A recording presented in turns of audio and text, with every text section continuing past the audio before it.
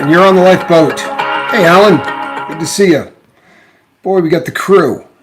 It's good to see everybody. So, before we get rolling, I want to, a congratulations is in order. This morning, on this morning's video, we did the watch giveaway. So the early birds had a shot at winning the watches, and we had 2 winners this morning. So watches will be going out to Mr. M. Hunt. He is one of our winners, and Mr. Wolf is the other winner. And they will be getting 2 vintage time watches, timepieces given to them from A Better Time, the best in vintage watches, Timex to Rolex, and everything in between. So hopefully everybody had a good day. You know what? I had a very unusual day. I really did. I had an unusual day. You know what, people? You never stop learning, right? In theory, the learning should never, ever stop. And it doesn't always work that way. Sometimes we get into a funk. And, you know, I've been complaining quite a bit. And I don't always view it that way, but I do. I complain quite a bit. And I'm talking about how I have a difficult time controlling my temper. And the temper gets the better of me. Hey, Cemetery, good to see you. My temper gets the better of me in stupid situations. I don't control it, and I end up saying things that I wish I didn't. I end up throwing things or raising my voice, and obviously you don't see it, right? Because I come here for an hour and 15 minutes a day, hour and 10 minutes a day, whatever the case may be, and you see the best of Tommy Scoville. The truth is that, you know, the worst of me, and this is, you know, we're all guilty of this in life, right? We put our best foot forward when there's people watching. And I've said many times on the lifeboat before that if you guys could all see me at my worst, you probably would just stop coming here and watching. Because I'm not great at controlling the temper for stupid reasons. But I'm not good at it. And obviously, I need to improve on it. And you all need to improve on hitting the thumbs up, especially in the beginning, because it pushes the boat out a little bit further. So on the way in, try to remember to hit the thumbs up, people. I would greatly appreciate it. Johnny, good to see you. Just Ruth, good to see you. Joanna W., Miss V, good to see you, Miss V. Glad that you had a chance to sleep in this morning. Every once in a while, that's a beautiful thing. Vicky Brooke, good to see you. Virginia, Miss Dragon. Charlie Murphy, good to see you, Charlie. Lord Kissfreak is here.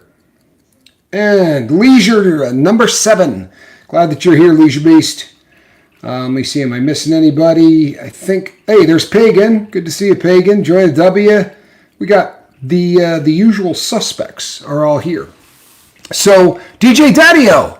Boy, you know what? He's been busy. It's rare we see DJ Daddy-O. He catches every single show, but not always live. Hermit Hill, Kentucky, you owe me a text. Good to see you. Please reach out and text me. Full of hope. Glad you're here. Hello, I look like Popeye. Uh-oh. Hi, Island Girl. Glad that you're here. Stacy Michaels. Glad that you're here. So here's how it goes down, people. You know, there are times in life when Flamin' Jackson, I'm glad that you're here. Great to see you. Awakened by the Looking Glass Reflection. Always a pleasure. Crimp Dizzle. Good to see you, Crimp Dizzle. Glad that you're on board the boat. So, Smitty, glad you're here. I come up short, and it's the nature of the beast. We all come up short. And there are things that I need to stay on top of that I don't. And I've been pretty good about staying on top of things dealing with the lifeboat. And my friends on the lifeboat, I try to stay in contact with and make sure everybody is doing well. 7th, good to see you. So I was talking to a friend of mine today, and right after we talked, I started to think about friends and friendship and things. And, you know, I often talk about, you know, the people that are really, really close friends of mine. Well, obviously, a big one of those would be Q. So I thought, oh, crap, when is the last time I checked TrueLinks? Because TrueLinks is how I stay in contact with my mentor. So I went on TrueLinks, and I've said this before on the lifeboat. Q's mom watches the boat.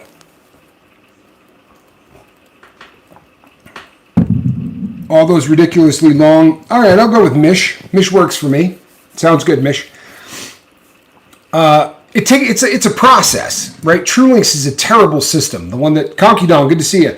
It's a terrible system that they use so that people can send emails back and forth to people in federal prison. And since my mentor is doing life, that is the only way that we can communicate, or letters. But the emails, as bad as they are, they're better than mailing a letter. His mom watches the Lifeboat. And my gut would tell me, Mr. Wolf, congratulations on winning a watch. Good to see you. Lemmy, I'm glad you're here. So his mom watches, and she doesn't comment. She just puts on, as she put it, we're background noise in her house. And I think she probably likes to hear that things are going well, because there but for Q, this wouldn't be here. Chris S. Times I get angry at myself for getting angry. Yeah, well, that's legit too. It really is. Christine, good to see you. So, Q's mom puts us on as background noise, and I'm sure she talks to Q on the phone very often. I do not, because I'm not going to take up, he has an allotted amount of time. He can send as many emails as he wants, but he can only use the phone so often, and I'm not going to, rarely we will talk to one another, because that's reserved for his family. And I get that. But it had been a really long time since I checked the emails with Q. So I put together a show for tonight, and the show was called When the Going Get Tough, the Tough Go Sailing, or something along those lines. And I had made a thumbnail, and I was ready to roll. Ladybug, good to see you. And hi, Q's mom, absolutely, because she is definitely listening. So what ended up happening is Q's mom ratted on me. She told Q that I'm sure he said, how is Tommy doing? And she told him that I'm struggling with some things like anger issues and problems with my short temper and this and that. And so I got an email from Q, and when I read the first 3 or 4 sentences, I thought to myself, I'm going to read this to the crew of the Lifeboat because I think it would be poignant. Then I continued to read, and as I have said many times in the past,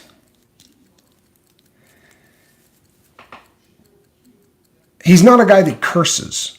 He is in excellent control of his language, which is a beautiful thing. It really is. In this email, he was not in control of his language. It was a very long letter. Tanya D, good to see you. It was a very long letter. It really was. And he cursed at me a lot in this letter. It was not nice. It was a very, very, it was not a nice letter. It was accurate and factual and everything else, but it was not particularly nice. And I'm still learning from Q, which is just awesome. It really is. He said in the letter, do you remember the time that I asked you what your greatest talent was? And I told him that my greatest talent was my ability to communicate. I can talk, right? That's my God-given gift. If I have a superpower, it is my ability to communicate with anybody at any level. When I told him that, he said, no, that's not your biggest talent. Your biggest talent is your ability to keep things in perspective. Now, keep in mind, we were incarcerated when he said this. But he told me to go back and look through my journal because he had me write in my journal basically a pledge that I would never take freedom for granted, that I would never allow life to cause me to take freedom for granted, ever. That was my pledge to Q, and that I would do everything I could to pay forward what he had done for me. Those were the promises. Cooley McCoolison, good to see you. Good to see you, Blue. So I broke that pledge. I broke that promise. He said to me in the letter, and I'm going to paraphrase because it was really something. It said something along the lines of, if you're cursing because you can't fix a mother-loving wristwatch, then you're taking freedom for granted. If you're complaining because you can't find your cell phone, you are taking freedom for granted. If you are complaining because too many people are reaching out to you at any one given time while you're trying to get something else done. You are not taking freedom for granted. And he reminded me of a time when somebody tried to stab the warden at the prison that we were at. I shouldn't say he tried. He successfully stabbed the warden at the prison we were at, and the warden got cut from his shoulder to his waistline. And that was at Victorville, California. That got us locked down for about 7 months. So for 7 months, we were let out 3 times a week to shower, and for no other reason. No rec time, no nothing, for more than half a year. And people just cried and moaned. And I got a letter out to him during that just said, man, I'm cool. You know what I mean? What do I care? I don't really like the people that, I'd be hanging out with anyway. If we were out, what would I be doing? I'd be spending all my time reading books, right? I would either be in the library or I would be in the cell anyway. What difference does this lockdown make? Well, that was perspective. Instead of complaining about all of the different things that were driving everybody else crazy, for me, it was just a different opportunity. And when things went really bad and things got ugly, or we were punished because of something someone else did, you have to understand that in the federal system, let's say 2 guys get into a fist fight and one of them pulls a knife and stabs the other one. Both of them are gone. We're never going to see them ever again, right? They get shipped directly to the segregated housing unit, often called the shoe or the hole. And from there, they go on Con Air to another prison within 2 weeks, and we're never going to see them again. However, those who are still in the unit are going to get locked down for weeks because one of those 2 people used a knife. We're being punished for something that somebody else did who is being punished for it, right? So they call it corporal punishment. Everybody gets punished. Everybody gets punished for the sins of one person. And this used to cause all of the people in there to go insane. And my response was always, you know what? Someday I'm going to walk out of this place. How many people in here are never going to leave? Right? How many people like Q who could do everything right every day for the rest of their life and never leave? I was never going to let those things make me angry. You know what, ZW? We're just glad you're here, hon. Whether you're talking or not. Yeah, military punishment's not a bad way to put it, Smitty. But that's the way it worked. And I never let it get to me. I never, ever let it get to me.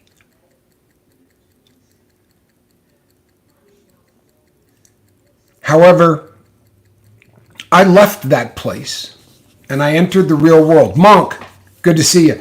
I want to tell you a story later about Monk because there is something about the name, and it'll be hard to translate this story correctly. My brother will laugh hysterically. The rest of you might just not get it, but something about your name, Monk, that every time I read it, it just makes me want to laugh. And I should probably explain it so you don't just think I laugh every time I say your name, but it is one of those things. I was really good at having perspective. I was really good at keeping life in check. And I meditated a lot. I did all of these things. And then I got in the real world. And my dream became a reality. In the letter, Q said, how much do you think I would like to be out there doing what you're doing? And then he said, and with all due respect, I would do it better. and he would.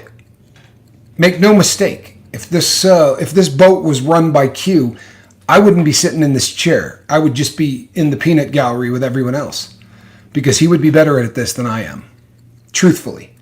Like he had a handle on this. He had a 10, 15-year jump start on me, and I would love it. Nothing would make me happier in the whole world than if this was Q's lifeboat. And the letter ended with, you need to get your perspective back in order and quickly. He used to talk about Plan B. And there was a book that was written by a woman who had lost her husband, and I believe the book was called Plan B. And if not, it was something very similar to Plan B. It was somewhere along those lines. If it wasn't Plan B, it was, the other plan or something along those lines. But, very often we have a plan for what our life is going to be. We think about how things are going to be. And when those things don't fall into place exactly how we want them to, we don't always react perfectly. Very often we will melt down. And perspective is really what it's all about. We used to joke in sales. Someone would say, I really like it, but boy, $6,000 is more money than I could possibly justify. And we always used to say to those people, $6,000 is more than you can justify because of how you feel about what you're getting ready to spend this on. Because if your doctor said, this thing has to be removed and it's going to cost you $6,000, you'd go, done, right? Let me get my checkbook. Let me get out my card. And instantly, your life would change. And I mean, it would change fast. I recorded my first video since my brother passed last night after the lifeboat. I did mention you and Johnny in my video. Well, thanks, Lemmy. I appreciate that. And I hope that it had a calming effect. I hope that it really, really had a calming effect. People, there are very few of us, if any, who have this perspective thing under control. And as drug addicts, we're worse at it than anybody in the world, right? We really are. I mean, it's not fair that we were addicts. It's not fair. We destroy the excellent in life because of the not so good in life. The things that come up that really suck, right? The 5% that are devastating destroy the 95% that could be sublime. We allow the things that get in our way to destroy our happiness. And if we want to be really honest as human beings, life is a series of tragedies, right? It really is. Life is a series of tragedies. And between those tragedies are really beautiful moments. Some of the greatest things in the entire world that will ever happen to you are going to be sandwiched between a couple of bad times. So the question becomes, how do we accentuate those really good times? And how do we work on getting through those bad times without letting them destroy that which is great? Bedtime for me. Love you all. See you in 4 or 5 days. Don't forget to Hulk smash that like button. Lord Kiss Freak, you are a gentleman, my brother. Please be safe working. People, if you could see the size of the machines that man works on, little boys, if they could see the equipment that, you ever bring like a 2 or 3 year old boy near like heavy equipment and they go, and their hands do this one and they just get all excited? That man is talking about, these are dump trucks that you could put a house inside. They're the biggest vehicles on planet Earth. Absolutely massive. And that's the stuff that he gets to play with. Seriously, a child's dream, a little boy's dream. So take care of yourself, please, and be safe. Miss V says, my twins used to do that all of the time. It's why we had Tonka trucks. True. But his are... You know what I'm talking about. They're the earth movers, they call them. They are the biggest dump trucks in the world. The wheels on these things are twice as high as my Prius, maybe 3 times as high as my Prius, or 5 times as high as a Porsche 911. But earth movers, that's right, M. Hunt. Absolutely huge. So be safe, my brother, please. So the question becomes, how do we deal with the downtimes? How do we deal with the ugly? How do we deal with the stuff that is on the perspective scale massive? Well, here's the way I look at it. And this isn't my wisdom. If it was, I would tell you to take it with a grain of salt. This is Q's wisdom. And he's the smartest man I've ever met. He really is. He has insight in ways that is difficult for me to understand. JJ Little Show. Hello, Lifeboat. Good evening, my friends. I'm back. JJ, we're glad you're here. We really are. But he had the ability to put things into perspective in ways that other people quite simply don't. And he used to say that one of the beautiful things about tragedy is that it makes all of the rest of the stuff seem like nothing. But unfortunately, all of us tend to take the smallest things in our life and in our sobriety and turn it into tragedy. And I'm more guilty than anybody. I mean, truthfully, more guilty than anybody. The vast majority of the parts that I work on are bordering on microscopic. The jewels, for instance, are microscopic. If I'm going to work on the jewels of a watch, I need a microscope to do it because they are so small. You have to pick them up with tweezers, and they are so tiny that, I'll give you an example. These tweezers right here are too large for those parts. These are huge, right? I have tweezers that are a third of that size. And that, it really is just microscopic stuff. That is what most of the trouble that we run into in life is microscopic. But it oftentimes comes on the heels of something huge. How many times have you found yourself saying things like, you know what? The universe hates me, or God hates me, or I can't catch a break, right? I can't catch a break. And we could be talking about somebody that gets your parking space before you do. But it's enough to just throw your day off. Q said the beauty of tragedy is that it gives you a place from perspective to work from. In other words, something really awful happens. You should be comparing the stupid fecal matter in your life to that horrible thing that happens. And when you do, then that perspective makes you feel stupid for complaining that I dropped one of those little gears. Right? Might take me 5 or 10 minutes to look for it on the carpet. I'm vowing to you people, I'm not going to scream about that. I'm getting to play with watches all day long. It's my passion. I love watches more than anything in the world. And yet I find myself pissing and moaning about the process. If I'm not careful, I could find myself hating these things. And that would be a sin. It really would. And on the same token, I deal with people every single day. On an average day, people, I probably talk to 15 of you. And I'll be honest, if you're ever one of the people that I talk to, and I seem like I'm a New Yorker, and I'm just trying to, okay, so what's the drug? How long have you been doing it? Right? The questions become real quick because I got to move through a lot of people. This was my dream. My dream was to have a place where the crew would trust a convicted bank robbing convict enough to reach out and say, I'm hurting. What are the odds? Right? I'm not a doctor. I don't give out medical advice. I talk about sobriety, and I talk about the things that have worked for me. And I'm able to talk about things that didn't work for other people. But what are the odds that people are going to listen to me? That's a blessing. I mean, that's a huge blessing. And I remember reaching out to people before I did this and say, man, there's nobody that's going to listen to me. You know, when they find out who I am, when they find out what I've done, I'm going to lose all credibility. You know, I'm just going to be a bank robber. It's going to look like like a guy just being a hustler. Trainee Human, welcome to Ensign. Welcome aboard, my brother. Glad that you're here. You look great in green. Truth be told, they were right. People are willing to listen. And they're willing to listen not because of me, but because of the way that all of you have come together. I get a lot of credit because of who you are. And I lost that perspective. I really did. I lost that perspective. And if I start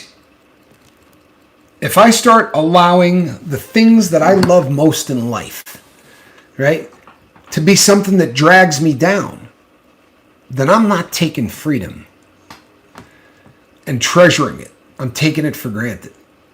And I wrote a promise letter to a man I care a great deal about and said that was never going to happen. And now I'm going to double down my effort to really keep things in check. I'm going to double down my effort so that when I'm trying to learn how to do an intro and an outro on a computer and it's working me over, I'm not going to lose my cool. What a blessing that I have the ability. What a blessing that I have the ability to do that, to work on a computer. As we speak right now, there is a man several years younger than me who would cut off his finger to have an opportunity to have a computer that he could use. The punishment that I described earlier, where two people do something stupid and one uses a knife and everybody gets punished for it. Well, they were having episodes, and these episodes are happening more and more often. And these episodes used to be people who were doing K2, synthetic PCP. They call it synthetic cannabinoid, but it's really a synthetic PCP. And these people would fall down and go into convulsions, or they would scream and have psychotic breaks. And they called it an episode because it happened so often. They didn't say, hey, somebody freaked out on drugs. They would say over the loudspeaker, right? Episode, unit 3, and the med crash cart would come there and try to duct tape the person to a chair or calm them down or whatever they were able to do. Those episodes have grown and they've gotten a lot worse because now they're fent. And now these are people who are dropping dead and need 8, 9, 10 doses of Narcan. Now, if you've been on the boat for any length of time and you've paid attention to the things that I said, you'd be saying 8 or 10? You said it takes twice to 3 times the dose of Narcan. How are we getting up to 10? Because right now, people, the things that my partner Mark and I talked about, things like phytonidazines and isonidazines, well, the new drug that is taking over is called ISO. That is the street name, and they are seeing more busts for ISO in many parts of the country than they are for fent. Stronger than fent, more deadly than fent, and unbelievably resistant to naloxone, to Narcan. So the prison is not happy about this. So what they're going to do is they're going to punish everybody because of the people who are using this stuff and falling down. That's the reality of what's going on in his world. And they needed to punish them. They needed to punish those people in spite of the fact that the person who fell down having an episode of overdose of ISO, that person got shipped out, gone. They're not going to be allowed back on the yard. But everybody else will be punished for it. And do you know how they punished them? They took away the washers and dryers. See, we were in a place where there were washers and dryers inside the unit. Chris, I'm glad that Chris says, Tommy, I've been there. He means on the inside, and I broke similar promises.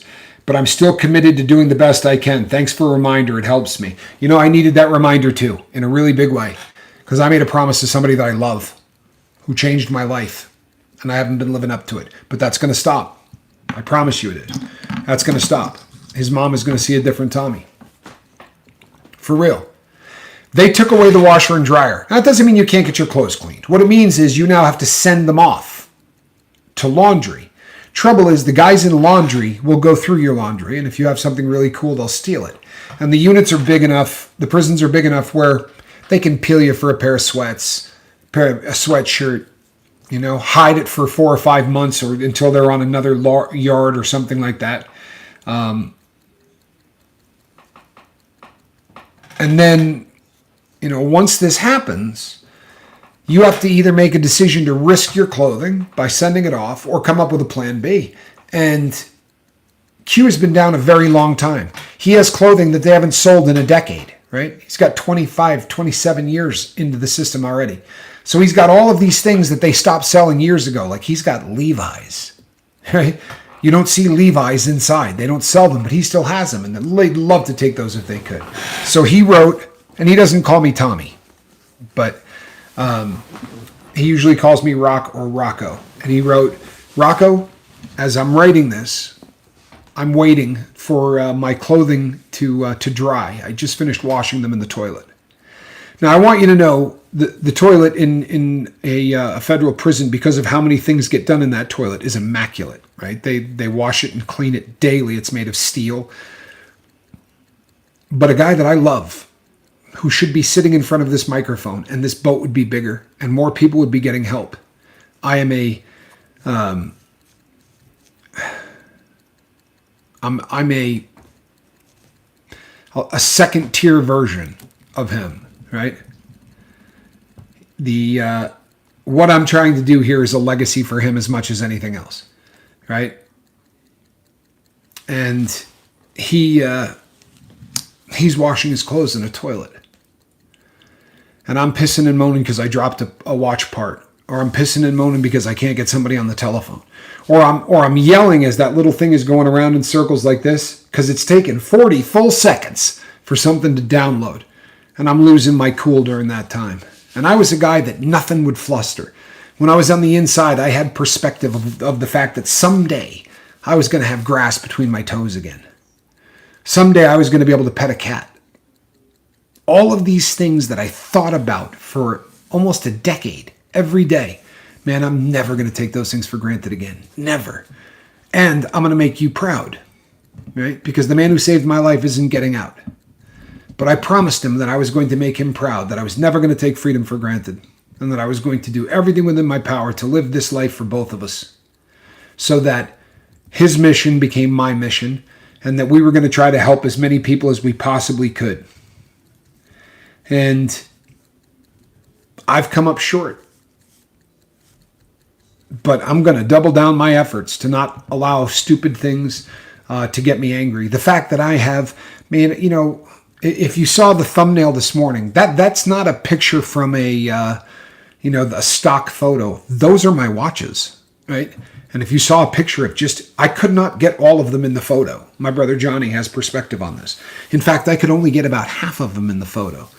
But my entire life, I've wanted to be surrounded by 500 or 600 really great vintage watches. Now I'm surrounded by at least that many. I should be the happiest person in the world.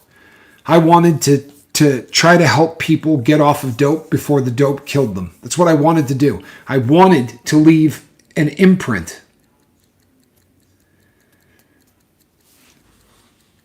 Sorry, hold on one second. Yeah, this is what it starts to come down to. Perspective becomes this. We got 5%, right? 5%. That's what we got. We're going to get dealt the 5%. And there are days you're going to get something crappy every day for 2 weeks. And you're going to go, oh, woe is me. How do I possibly live with this? And you never want to have to be this guy, but sometimes you just have to be this guy, right? You do. Sometimes you just have to be this guy. Today, in this country, 300 people, up to 400, are going to find out that their loved one is no longer here because of a substance. That's really tough. And on a scale of 1 to 10, that's a 9.5 as far as really tough goes. And you say, 9.5, what could possibly be worse than that? Well, in this country today, there are parents who are going to be told that their 4-year-old has terminal cancer, or their 3-year-old has terminal cancer. And in my book, that's a 10. That's a 10. Trouble is, as human beings, we have really short memories. On the other side of the world, an earthquake has just devastated family after family after family. It's a depressing thing to watch. It really is. But the stories that come out from it. There's a story about a guy that whose son lived because of what he did. He literally bought his child breathing room by wedging his body between 2 large stones, knowing it was going to crush him, but it was going to buy enough air for this child to breathe, hopefully long enough for somebody to find them. That child lived. What a blessing, right? That child is going to spend the rest of his life coming to grips with the guilt that his father gave up his life so he could live. What going on in my life is worth bitching about?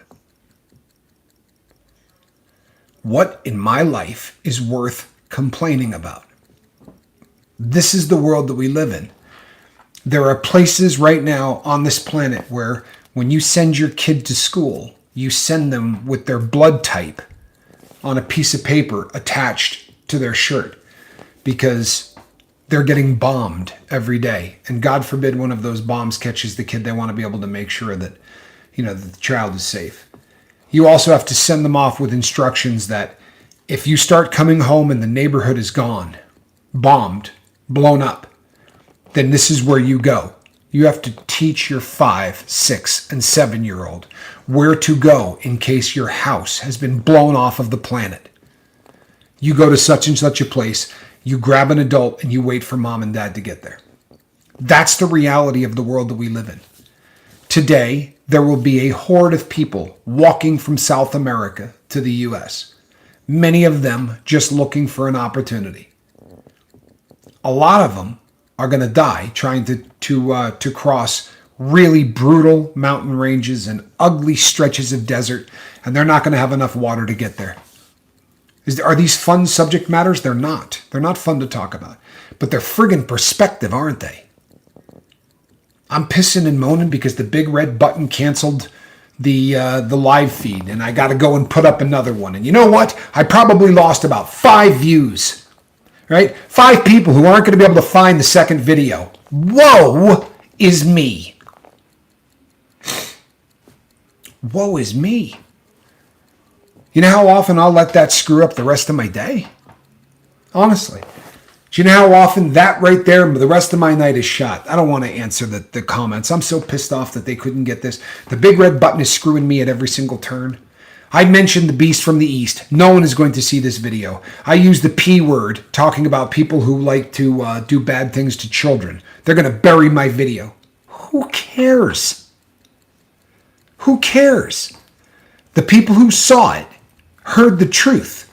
I have a platform that I'm blessed enough that people come here and listen to what I have to talk about. I can actually spread my message out to other people.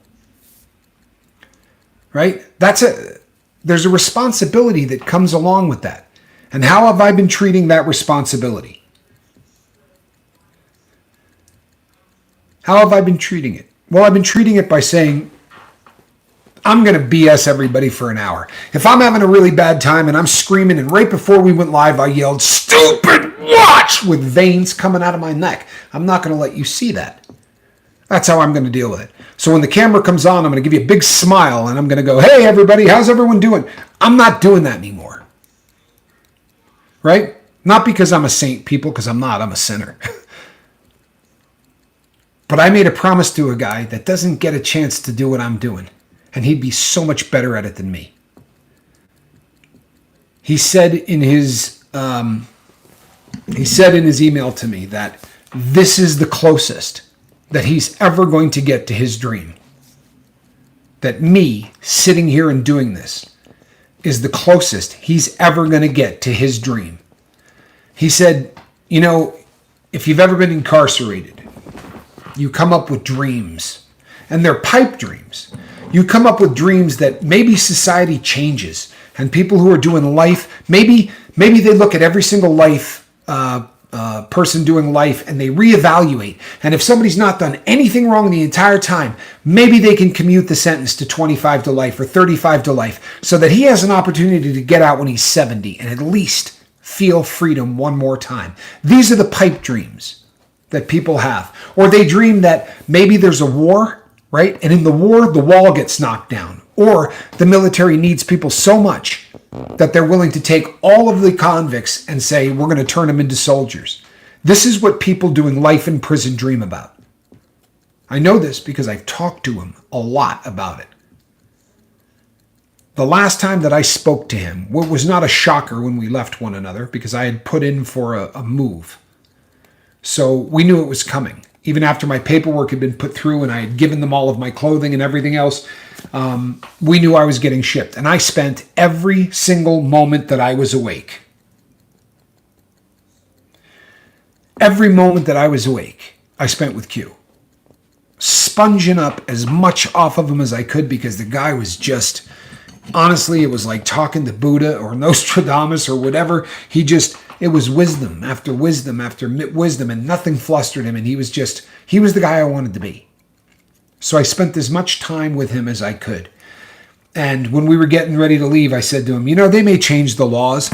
I was trying to cheer him up, I guess. But I said, the tides are changing, man. There are different attitudes about this. You haven't done anything wrong since the day you got arrested. He's never had a write-up, people. Do you have any idea what that takes? He's never had a write-up. He's never gotten fired from the first job that he ever got. He runs the entire facility, uses the computers, calls on the phone to book the orders. He has more responsibility than anybody in that entire place. And I mean nationwide. There's nobody in Unicor that has more juice than he does.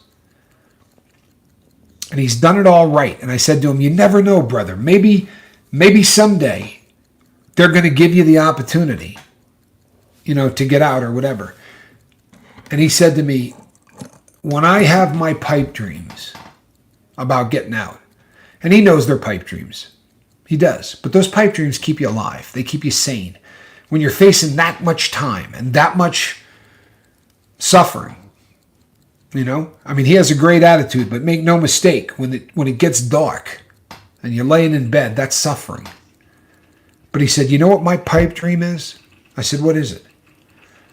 He said, my pipe dream is that you're going to get out and you're going to build that thing so big, and it's going to have such an effect on the planet that you're going to get to talk to politicians who are going to come in there and say, what can we do? And you're going to get me a pardon. He said, that's my pipe dream. That you're going to make the lifeboat, we didn't know it was called that then, but that you're going to make your show, you're going to make your tour, whatever you do, so big, it's going to affect so many people that there will be an outcry for a pardon for me. That's heavy. That's heavy. And here's the thing. I would kill for that to happen. I would give 5 years off of my life. For real, people. I promise you, I am telling you the truth. I would happily die 5 years earlier if I could get him out. And probably will not happen. Probably is just as much of a pipe dream on my end as it is on his. The difference is I can at least try. Right? I can at least try. And I would like to have an opportunity to do something for the guy. But I'm not going to do it if I piss and moan every single time something goes wrong. I'm not going to do it if I come out here and I say stuff like, well, I'm just not good at computers. I want to tell you something, people. I am making an intro and an outro right now that are going to blow you away. Am I good at it? No. No, I'm not. But I'm going to be. And I'm getting better at it every day. It's probably going to take me 3 weeks to do something that you people could do in a day. But I'm going to do it. I'm already filming the intros, right? So where I come on and say, this isn't medical advice. Don't think it's medical advice. Blah, blah, blah, right? The cover your backside stuff. I'm getting all of that put into the can. I'm working very hard and very diligently to become a YouTuber. And I'm not saying that because I want accolades or I want people to say, good for you, Tommy, or, I really do appreciate that. Can 3,000 subs not make a petition? You know what, Full of Hope? I think we could. But what would 100,000 do? Right? What would 100,000 do? I have the ability to take this thing in directions that I haven't worked hard on doing. Truthfully. I have the ability to reach out and talk to people that could probably make this thing go larger. And I need to do that.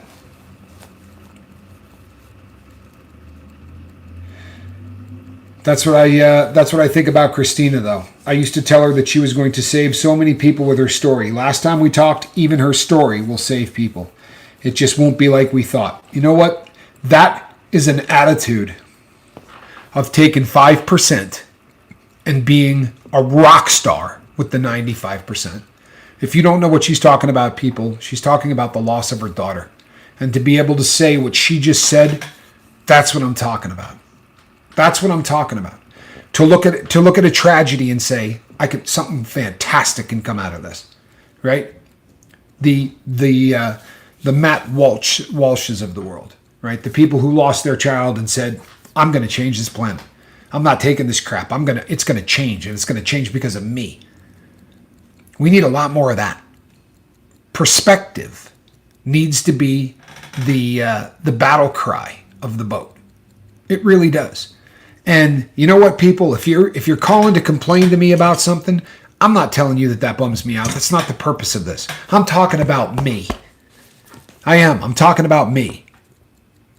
But make no mistake, before you start complaining about anything, there's a checklist you need to go down. Does the world owe you anything? Because I got news for you, it doesn't. There's a great song I used to listen to all the time when I was a kid, right? Billy Joel. Only the good die young. And every time somebody passes away from an illness, you hear all the time, you know what? It's only the good ones. It's always the good ones, that get taken. Truth of the matter is, there's no truth to that at all. Everybody gets taken, right? Today, horrendous people, some of the worst people on the planet are going to get taken, right? Too early.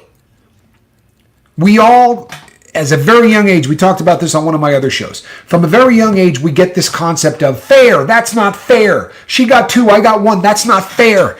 And we carry that through our entire life. We get this fair thing. Well, I got news for you. Fair doesn't exist. We did a show on it. There's no such thing as fair. When you realize that good ones go, bad ones go, everybody goes. What if, play with me on this one, what if we could say, just on the flick of a switch, the twinkling back and forth of a nose, that we could make this planet fair? What would that look like? First of all, no one would look like me, right? Everybody would have a full head of hair, right? Guys would have a full head of hair. Everybody would be handsome, for whatever that, that means to whoever. Everybody would be beautiful and symmetrical, and right? And nobody would ever lose at anything, which of course would mean there would be no winners either. In competition, there is a winner and there is a loser. And in theory, you learn massive amounts from both, right? In theory, you learn to be humble in victory and proud in defeat. But you don't learn any of those lessons if life was fair. But it's not. Sobriety, if you think about this, sobriety is the act of trying to get through a life that we know is not fair and cope with skills that we know we do not have, or at least we're not born with. That's sobriety, right? And because of the things that we've done in the past, it's going to be more difficult. I would like to tour the country, right?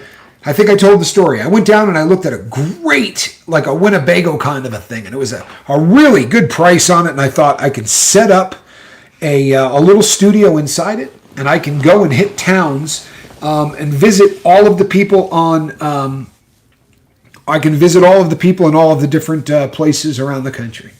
I could go hit Charlie Murphy, right? I could go hit Arizona. I could go hit all of the different places and go out and film with the crew. It would be epic. It would be great for the channel. It really would. And it would build it fast, because I would do this in town and I would have people come in and we would do it show style. I got very, very excited about it. And then reality kicked in. I'm not going anywhere, right? I'm a convicted bank robber on federal probation. I'm not going anywhere. I passed every drug test. I finished every class. I've never gotten in any trouble. Doesn't mean anything. Is that fair? Huh? I don't know. I really don't. But I know that if I sit and concentrate on the fact that it's not fair, I'm liable to F up my entire life. I'm liable to screw up everything I got going on because I'm going to concentrate on, woe is Tommy. I can't catch a break, right? Everybody's out to get me. This isn't fair. I'm trying so hard, and no one is ever going to let me forget who I am. You know why they won't? Because I robbed banks. I did that. Would it be nice if the whole world could go like this? That's cool. You're out, you're forgiven, and we trust you, and everything's good. We don't think you're ever going to go back to that. I got you. I trust you. Would that be perfect? You bet it would. Is that going to happen? No. No way in hell. Today I was down selling a watch in another part of the state, and it was not a cheap watch. And a guy came in who was a former, no pity parties, I love it. This was a former police officer, and he was talking about laws in California, and they were talking about how, because this guy buys and sells gold, and when someone comes in, if the gold is in a bar, doesn't have a serial number on it, or if it's in a coin, he can just buy it. If it comes in looking like this, it has a serial number, and he must hold on to that thing for a period of time, right? Because that's the law. And he said, I have a book. It hasn't been put out in 3 years, but it is a list from the police department of people that we should never do business with. And in Nevada, you can actually do that. Most states don't allow that. But what it basically says is, you're a thief. And I thought to myself, how am I not in that book? Well, as it turns out, it's because my crimes took place north of here, of where he was. But as I'm sitting there feeling really uncomfortable listening to it, two guys who I have a tremendous amount of respect for, very honest businessmen. I do a ton of work with them, as honest as anyone you'll ever meet. The guy said, the thing is, even if they could get their name out of this book, I wouldn't do business with them. And I said, really, why is that? And he said, because people don't change. I said, how's that? And he goes, if you're a thief, you're always going to have larceny in your heart. There's no chance that can ever change. People, do you know how bad I wanted to go, hey, I'm a bank robber. You trust me though, don't you? But if I did, that would have been the end of my relationship with this guy, because he does believe that. It's a tremendous responsibility for people like myself and for people like Q and for anybody that's been in to prove that, you know what? People can change. They really can. And sometimes it gets really frustrating that the rest of the world doesn't want to accept that. Perspective, right? Number one, did I bring that on myself? You betcha. I sure did. And number two, can I change it? Like, that serenity prayer is about as in tune as anything in the entire world. It really is. Whether you believe in God or not, or anything else, being able to accept the things that you cannot change, right? Having the chutzpah to try to change the things that you can, and to be smart enough to know the difference. I believe that we can save people from a fate worse than death. Addiction. I believe we can do that. That's something we can do. I'm on that. I don't know if we can change the minds of people who think that once a convict, always a convict. But if I can't do anything about that, then why am I going to let it get to me? It sounds like a tall order, doesn't it? I'm telling you, people, this is within our grasp. But it's all about perspective. When you start thinking really, really tough, when you start feeling really, really put upon, it's time for a little perspective. It's time to think about the number of people today that are going to get news that is a solid 10. I have had an opportunity in my life, and I think most people probably have, to be around somebody who's dying. To be around someone that has an end-of-life diagnosis. They know how long they got. And it's amazing how those people consistently lift up everybody around them, because they come to grips with what they got. And, there are two kinds of people. They're the kind of people who get the news that they say, you got 6 months to live. And they spend 6 months thinking, man, this isn't fair. And then the other half go, I only got 6 months, and I'm going to get every single penny of it. I'm going to fill it with as much love and affection and giving and kindness. I'm going to touch as many lives as I possibly can. That, to me, is a fascinating study. It really is. It's a fascinating study to see how some people can take the worst things in life and turn them into beauty. And some people can take the most beautiful things in life for granted and turn them into crap. That, to me, is fascinating. I have a roof over my head, food in my belly, and the love of a great woman. I have nothing to complain about. Truly grateful. Tell me you don't love that. Huh? Joanna W. said, I loved my 280Z. Wish I still had it. You are a lucky woman. You are a lucky woman. You loved your 280Z. They're still around. And there's still great bargains on them. Yeah, they're going up in value. But if that thing really tickled you, you should have one. And it is well within the reality of something that you can make happen. You should have one. Nothing's stopping you. I promise you. You call me, we'll come up with a plan to help you get that car. You can set goals, and the important thing is you set a goal. Just Ruth, I am so glad you found this channel too. If your goal is, I would like to cure cancer by the year 2024, God bless you. I don't think it's going to happen, right? Especially if that's not your line of work. I want to cure cancer by 2024. Excellent. What do you do for work? I'm a mechanic. It's a great dream. It's probably not realistic. But I want to affect the lives of as many people as I can in a positive way. There's nobody on the planet that can't make that a goal. Nobody. There is nobody on this planet that cannot make that a goal. And that's a fact. Some of my friends is jealous, envy, and remorse that I have 32 years and will have 33 years sober on May 9th, 2023. And I sent back in the world true help, many hurting and dying people. Barbara, we're always going to come across people who are going to steal energy. They're going to steal happiness. They're going to do all of those things to drag people down. You have the opportunity to rise above that. Monk says, I want to wake up tomorrow and stay sober. And you're going to. And you're going to. And if you feel like you're stumbling or you're suffering, you're not going to suffer in silence.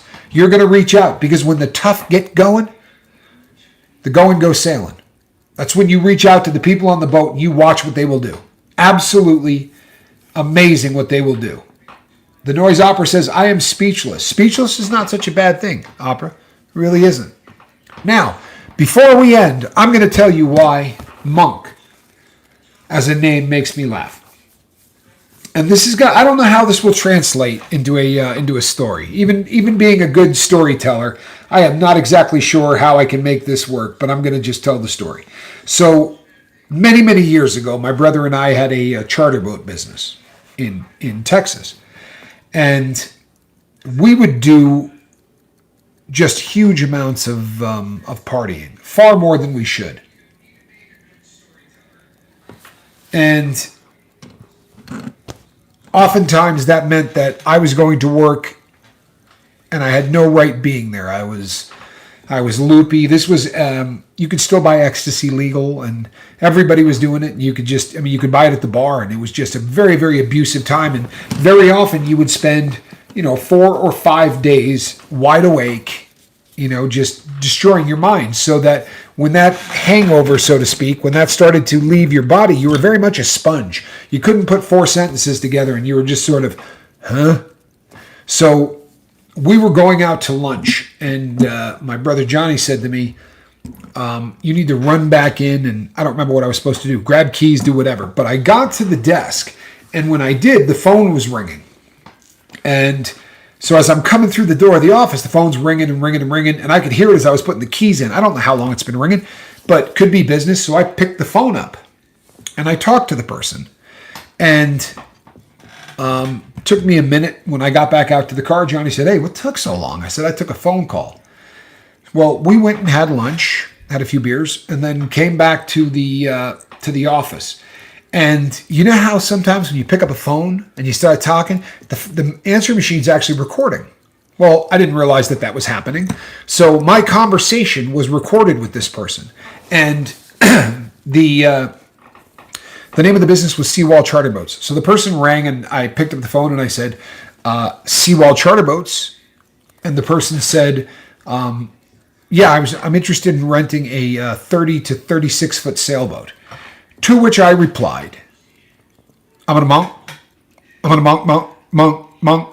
then I went, good Lord, I'm really sorry. I can't speak right now. I'm just going to have to get back at you. Sorry. And then I hung up.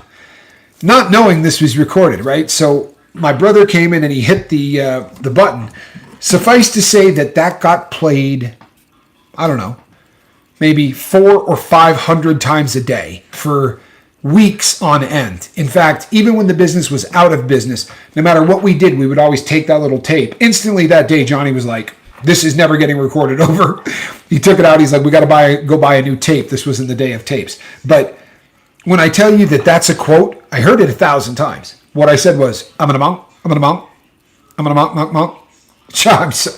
sorry. I can't talk right now. I'm going to have to call you back. So when the first time Monk came on here, Johnny called me instantly and said, how do you not laugh every time you read that man's name? I'm a monk.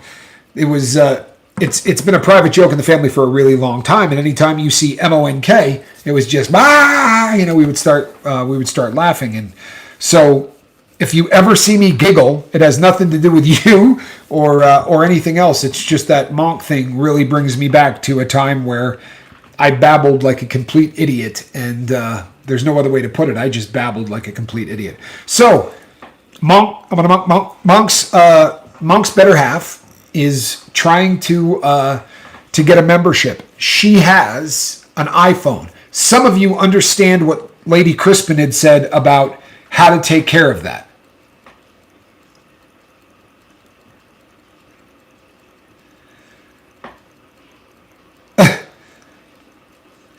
A few weeks ago, the lifeboat a few weeks ago froze on you because of my keyboard got stuck, and it kept replaying you saying, I'm going to monk. Wow. If that happened again, that is bizarre. It really is. If that happened twice in my lifetime, that just would be absolutely bizarre. But yeah, Heather Bergeron is a name I remember well.